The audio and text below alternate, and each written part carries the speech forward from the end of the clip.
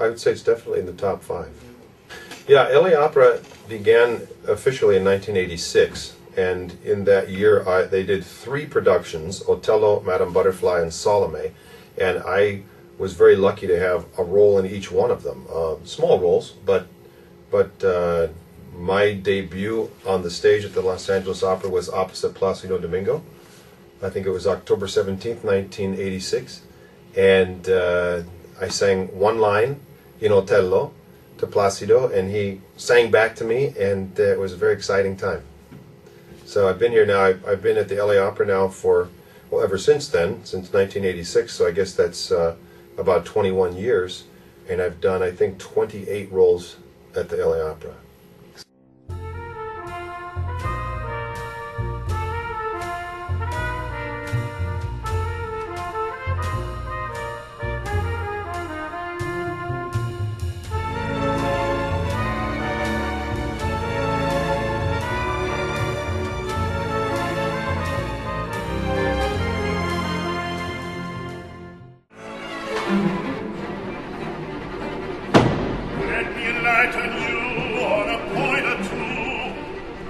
The wonderful Peter Hemmings, who was the head of the Los Angeles Opera until, I think, 2000, kept asking me to come back from Europe. We lived in Germany and in Switzerland during many of those years, and he brought me back from Europe to sing at the LA Opera every season, and it was really important for me to have a presence in the United States, because I was singing almost only in Europe.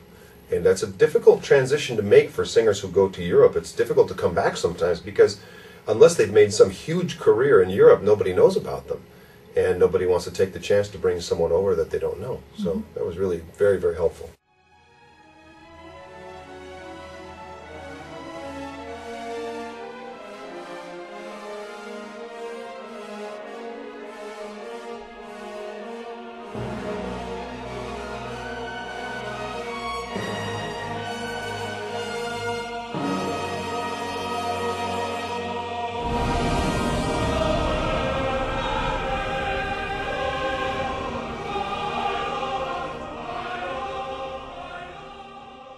I do consider Billy Budd a signature role, if there is such a thing, just because when I first looked at the part of Billy Budd, it was as if Benjamin Britten had written it for me, and not just for my voice, but for my personality, for the way that I look, and it was such a perfect fit, and I always felt very, very comfortable as Billy Budd. It's a real masterpiece of a work and a fantastic role to play, and yeah, I would say probably, I mean, I've always hesitated saying what my favorite role is, because I love so many different roles. But I would probably say, in retrospect, that Billy Budd has been my favorite role.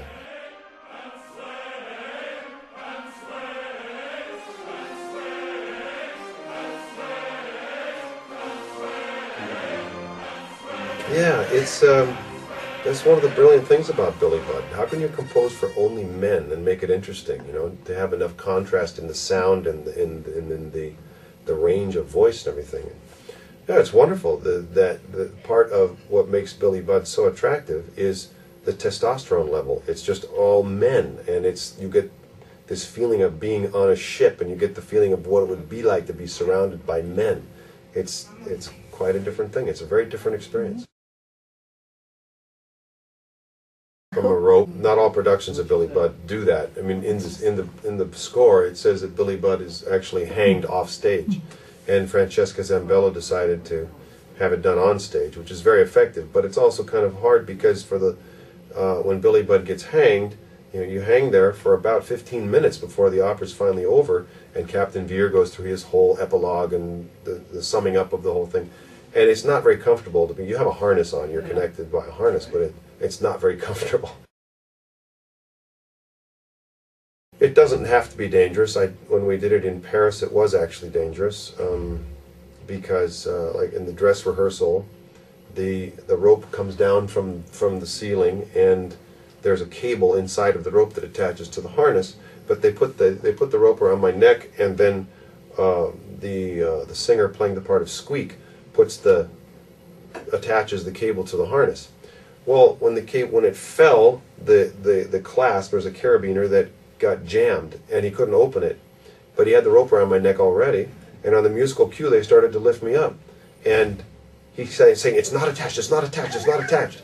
And it came to the point where I just had to say, "Stop!" And I jumped down and took it off. I was really furious because if it were performance, they would have kept going. And that kind of thing just can't happen. It can't happen. And so it can be dangerous. It can be very dangerous. But fortunately nothing happened. I mean, when Billy Budd came out, it was a modern opera, very, very modern. It still strikes the ear as very modern in a lot of ways. And it's a real masterpiece. And you do come across masterpieces, even to this day, once in a while.